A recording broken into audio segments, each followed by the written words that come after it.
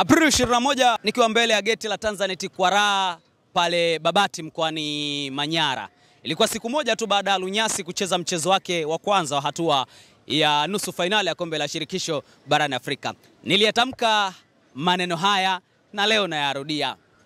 Iwapo hujawa mpiganaji usihukumu masumbwi, na kama waogopa maji basi usipande mtumbwi, kisha wapishe magwiji wavitibue vidimbwi, maana palipo kidimbwi umumo udambwi. Tafsiri yake leo nakupa, na hiki ambacho Lunyasi wamekifanya leo Aprili 27 pale nchini Afrika ya Kusini. Iwapo hujawa mpiganaji usihukumu masumbwi.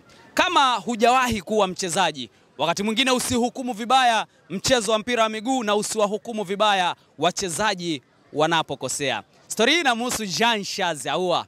Baada ya dakika 90 za pale New Amani Complex, alizungumzwa sana yeye, si kwa sababu ya goli lake alilolifunga, bali ni lile alilolikosa, wengi wakiamini yeye pengine angesababisha Simba kuondolewa mashindanoni. Hiyo ni iwapo hujawa mpiganaji usihukumu masumbwi. Lakini kama waogopa maji usipande mtumbwi. Kama huwezi kushabikia mchezo huu na madhara yake ukaweza kuyahendo, basi achana nayo, kwa sababu wakati mwingine huwa una maumivu ya hali ya juu ambayo wewe hukuyatarajia. Si kwa sababu wachezaji wanapokosea uwanjani wanafurahi ama wanapenda, ila ndio mchezo ulivyo, makosa ni sehemu ya mchezo. Kama waogopa maji usipande mtumbwi, kisha wapishe magwiji wavitibue vidimbwi. Wakati mwingine magwiji hufanya kazi kubwa pale ambapo wengine huwa wamekata tamaa. Umekiona hiki cha leo, hatua ya nusu fainali wa ule sasa ndo ugwiji wenyewe huwa unafanyika namna hiyo.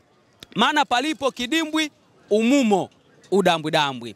Palipo kidimbwi maana yake ni kwenye mashindano. Kwa maana kwamba kukishakuwa na mashindano, kila aliyopo mashindanoni basi ni mkubwa, anaweza akafanya lolote linalowezekana. Wakati ule Simba anacheza na Stellenbosch katika uwanja wa New Amani Complex, ujue tu kabisa wote ni wakubwa. Yawezekana Jean Charles Ahoua alikuwa na pressure na ndio maana akakosa lile goli ambalo liliwafanya wengi wakamzungumza tofauti. Wapo waliomsema ajirekebishe, hafai kucheza Simba. Lakini tazama hii leo, hapa ni Zakiem Mbagala wanaondoa stage ambayo imewafanya mamilioni ya wanasimba kufurahi wakiushuhudia mchezo wao hapa katika viwanja vya Zakiem Mbagala baada ya kuiona timu yao ikitinga katika hatua ya fainali. Ni furaha kwao, lakini wanasahau aliyowafurahisha ni yule Jean Charles Ahoua ambaye mechi ya kwanza goli lake alilotanguliza Simba lilikuwa sio story, bali lile alilokosa ndio lilikuwa story kubwa. Leo wamesahau, wanaiona Simba imetinga